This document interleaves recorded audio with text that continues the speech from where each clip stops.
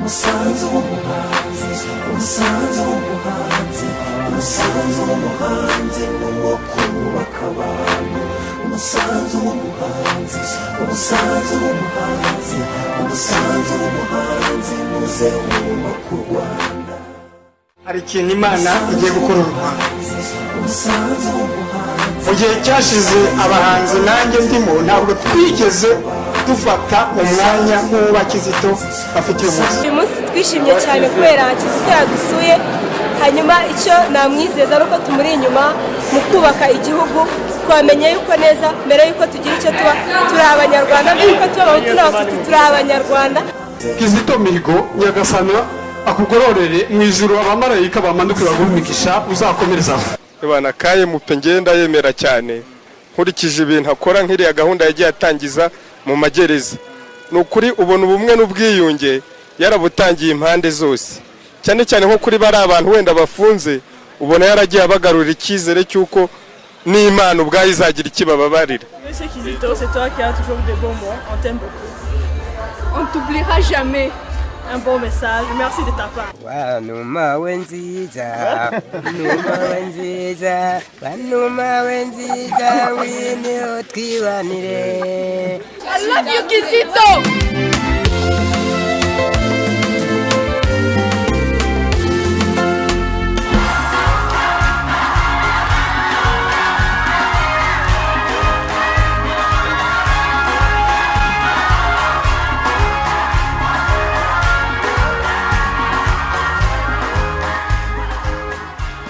Muraho, my name is Timothy.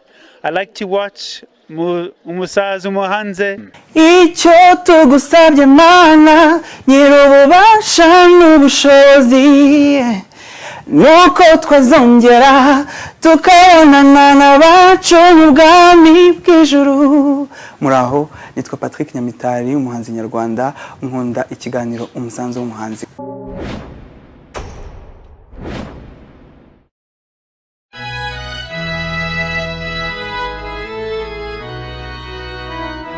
KMP numa y'amahoro, KMP nyenyeri y'urukundo, KMP muryango w'ubumwe, KMP kuri kubwiyunge, KMP ririmba, KMP curanga, KMP humeka amahoro, KMP sigaha, KMP byina, KMP utuzanira ituze.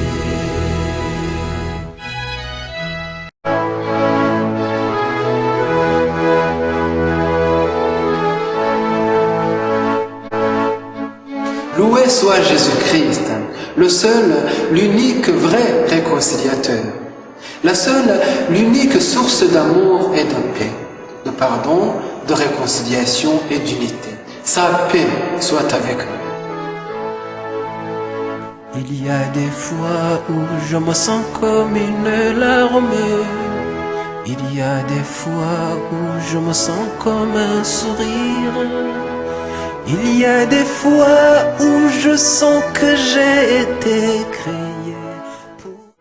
Tu auras soif et faim d'aller toujours plus loin vers ce pays. Dire que le christianisme n'a jamais promis à l'homme que Dieu sera ce policier omniprésent qui va s'interposer devant le malfaiteur une fois que ce dernier voudra commettre le mal.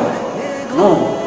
La foi chrétienne n'a jamais promis non plus que Dieu sera ce sorcier d'en haut qui manipule les hommes comme des marionnettes sur scène et qui va intervenir avec sa grande magie pour arrêter la violence dans le monde. Au contraire, la foi chrétienne a toujours dit l'homme a été créé à l'image de Dieu. Il a reçu l'intelligence, la conscience et la liberté. Avec tout ça, l'homme est supérieur aux autres créatures. L'homme a une certaine puissance et donc une certaine responsabilité envers sa propre vie, mais aussi envers la vie de tous ceux qui l'entourent. En plus, la foi chrétienne ajoute, par l'Esprit Saint, l'homme reçoit la foi.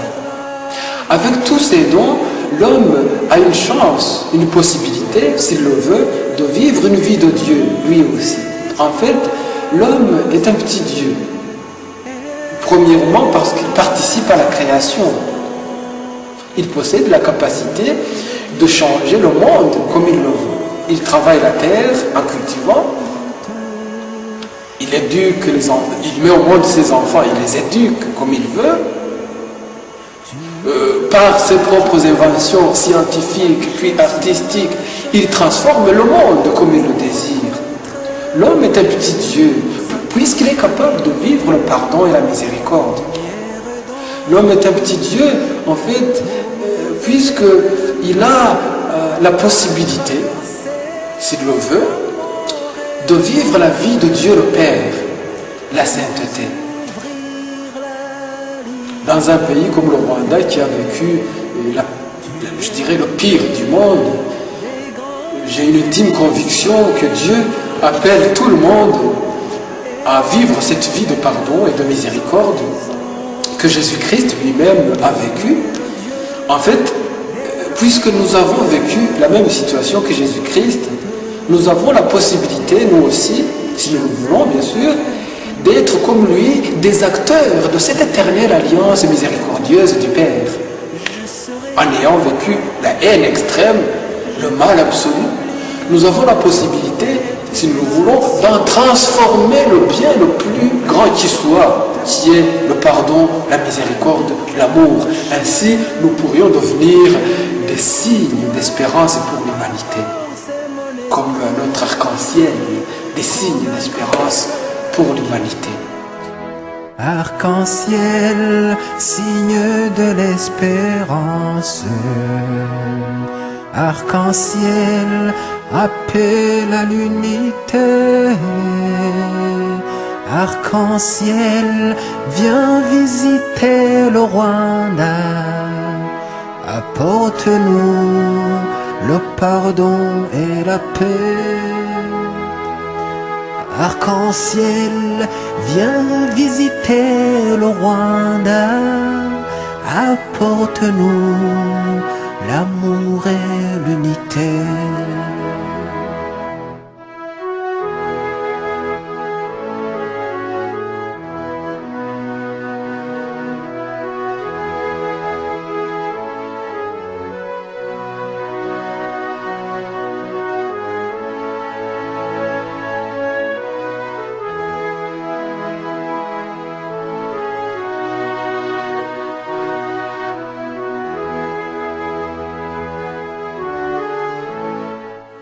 Voilà, Kizito, tu m'as demandé de te parler du pardon tel que je l'entends, tel que je le comprends.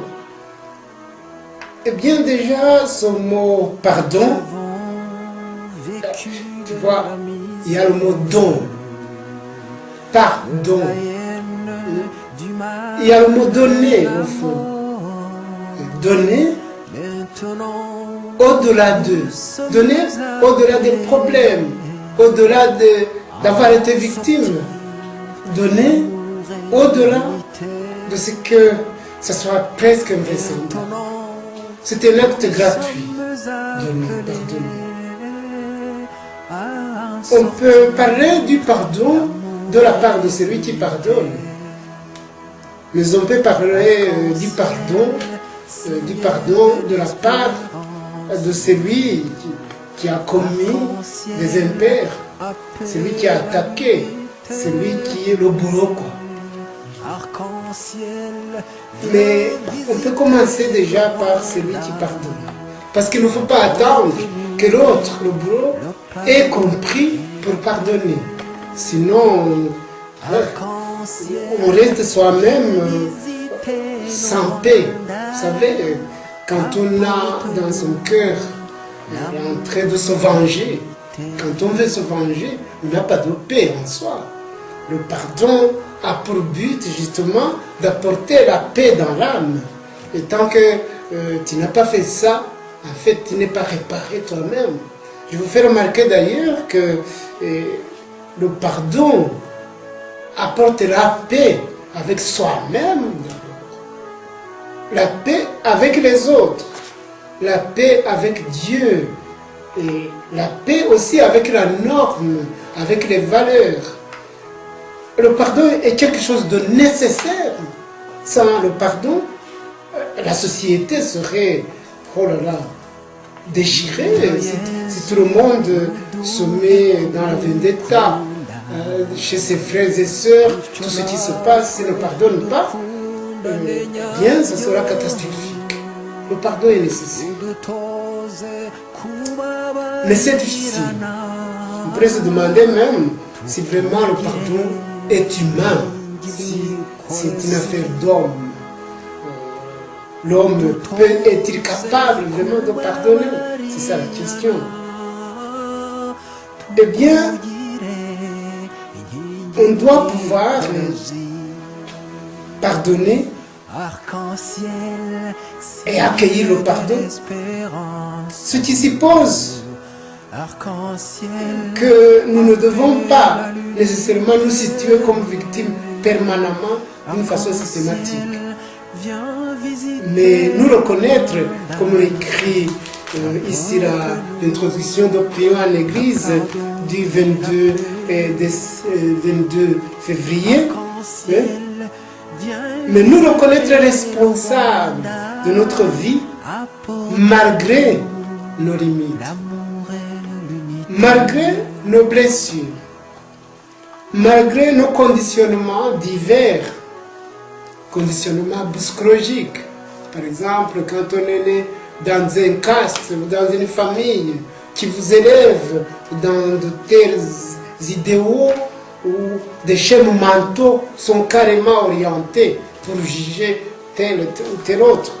Malgré donc nos conditionnements aussi sociologiques, pouvoir pardonner, c'est quand même couper parfois ces cordes qui nous attachent, que nous avons reçues peut-être de par notre appartenance sociologique, pouvoir couper et devenir soi-même, et voler de ses propres ailes, devenir libre réellement, et pardonner, et donner malgré le problème. C'est ça, se libérer par le pardon en fait. Sinon, on ne vit pas. C'est possible.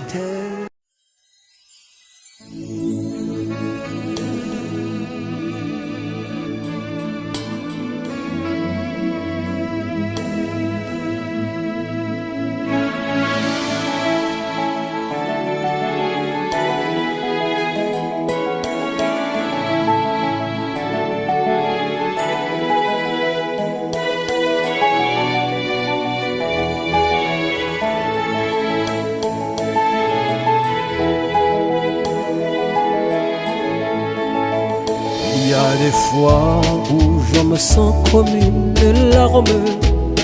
Il y a des fois où je me sens comme un sourire. Il y a des fois où je sens que j'ai été créé pour exprimer ce que vit l'homme de Dieu. Pauvre pécheur, qu'est-ce que je peux apporter?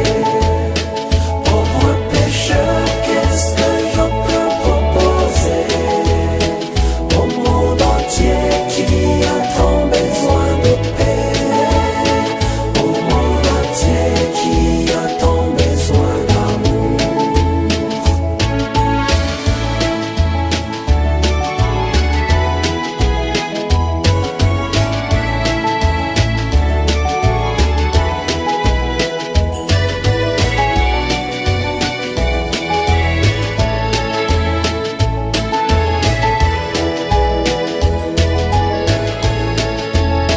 Je suis du Rwanda, mais je suis pour le monde.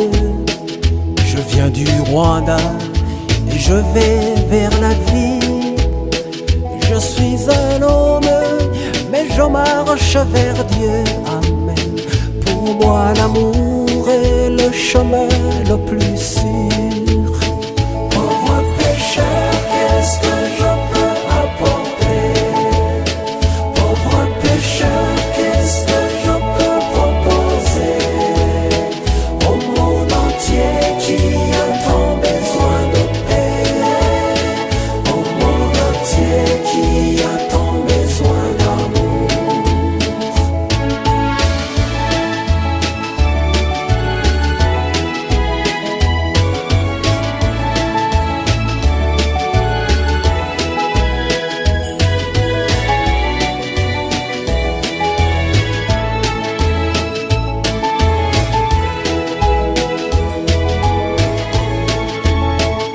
J'appelle le Rwanda à être la lumière.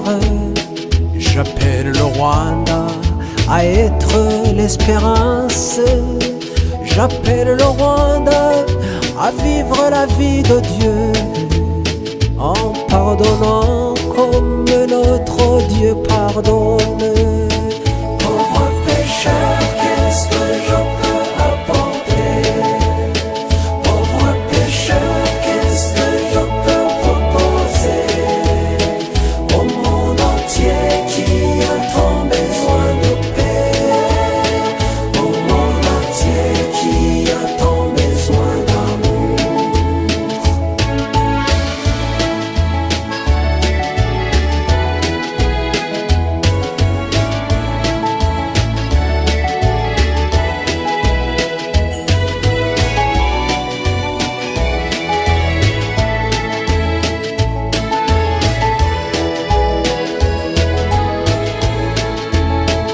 Miséricorde, le chemin vers la vie.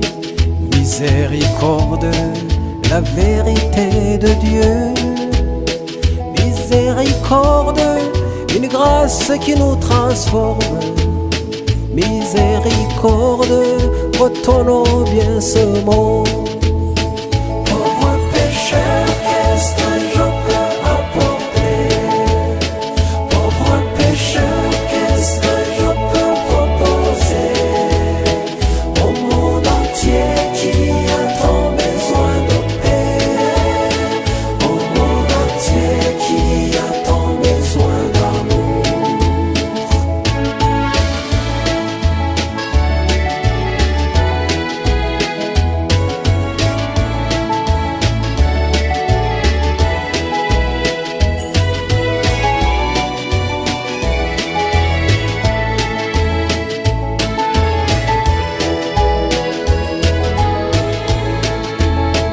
Miséricorde, le chemin vers la vie. Miséricorde, la vérité de Dieu. Miséricorde, une grâce qui nous transforme.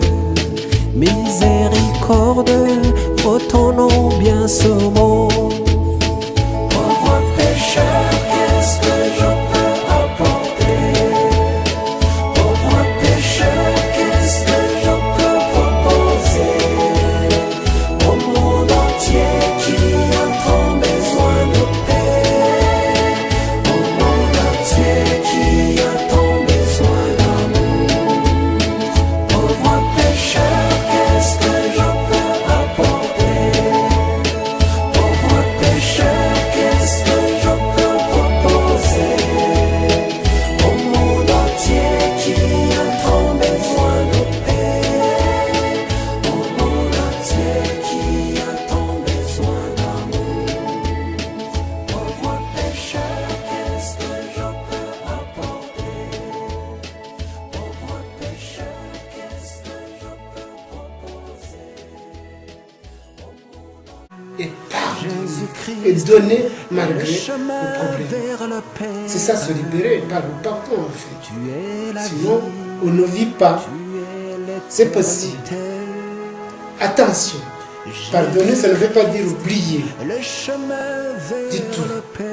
Pardonner, ce n'est pas nier le problème qu'il a eu. On ne peut pas effacer l'histoire. Pardonner, ça ne veut pas non plus dire renoncer à ses droits.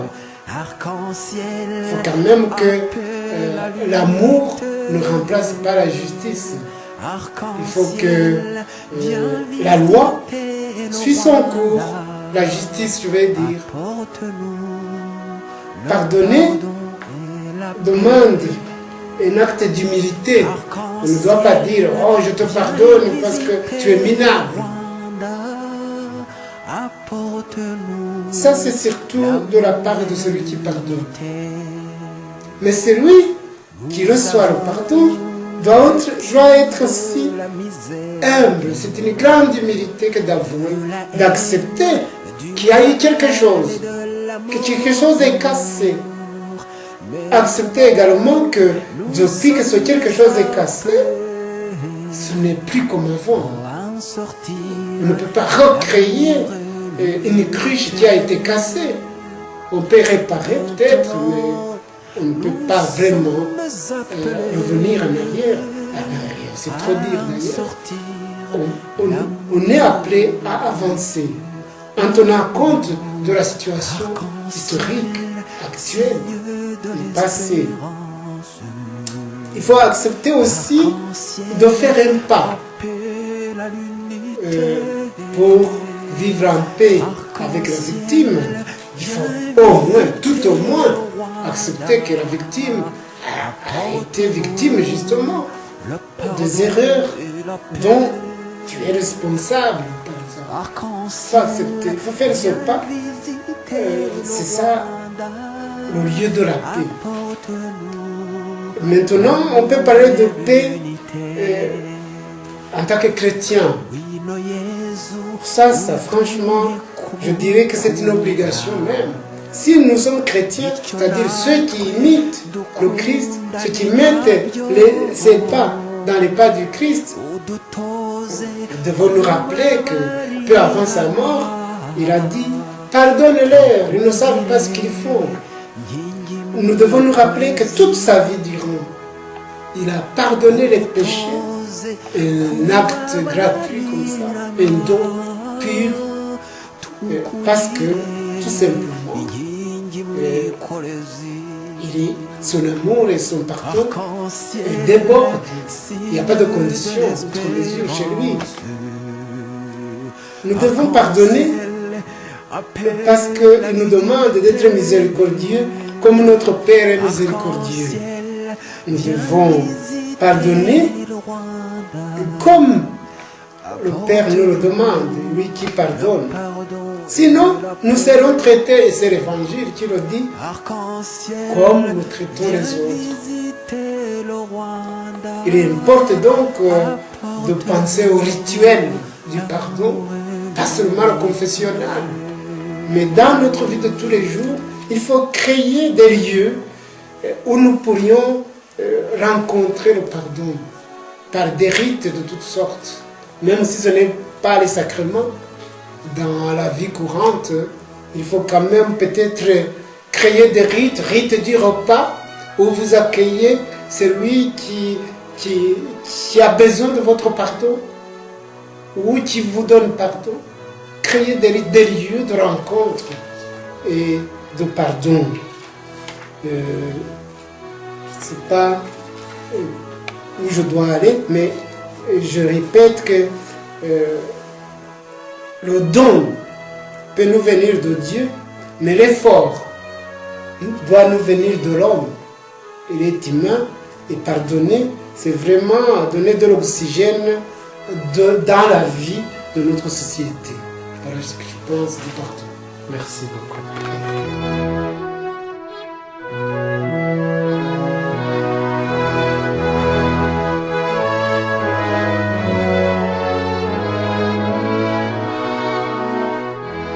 Eh bien, la foi, c'est quoi? La foi, ce n'est pas une adhésion à des dogmes, à des articles de foi comme on dit. La foi, c'est une attitude dans la vie. Une attitude qui fait fond sur l'amour de Dieu. Te sentir aimé, te sentir porté. Quel que tu sois, ce n'est pas une question de moralité. Ce n'est pas parce que je suis bon, parce que je suis mauvais, que je suis aimé. Je suis aimé, un point, un trait, sans condition.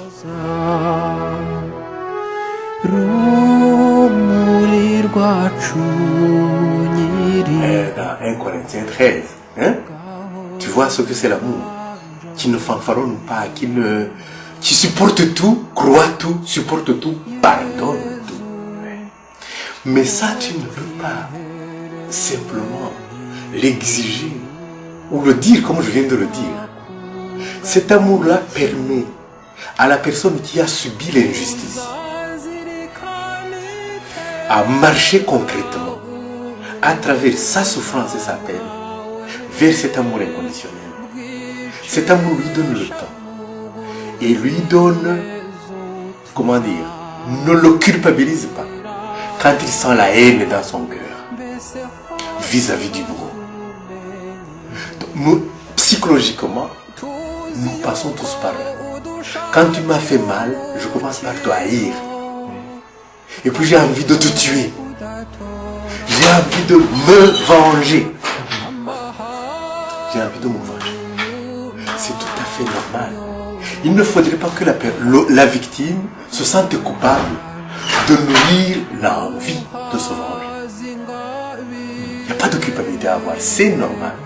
Alors, la foi, qu'est-ce que la foi va lui permettre de faire? Elle va lui donner la force d'observer cela, sans s'identifier avec cela. D'observer ses pensées de vengeance, ses sentiments de haine qui traversent le cœur, sans t'identifier. Tu te dis, oui, c'est là, c'est normal que ce soit là. Mais je ne suis pas identifié. Alors tu deviens comme le ciel, tu vois passer des nuages. Et tu laisses les nuages passer, tu les laisses passer, et puis quand les nuages sont passés, le ciel est serein, le ciel est bleu. Voilà. Donc, moi je voudrais donner aux victimes un message de non-culpabilité. Ne vous sentez pas coupable d'avoir des envies de tuer, des envies de haine. Mais ne vous identifiez pas non plus, ça passe. Ça va passer. Et vous allez retrouver votre énergie divine, qui est le cœur de votre propre cœur.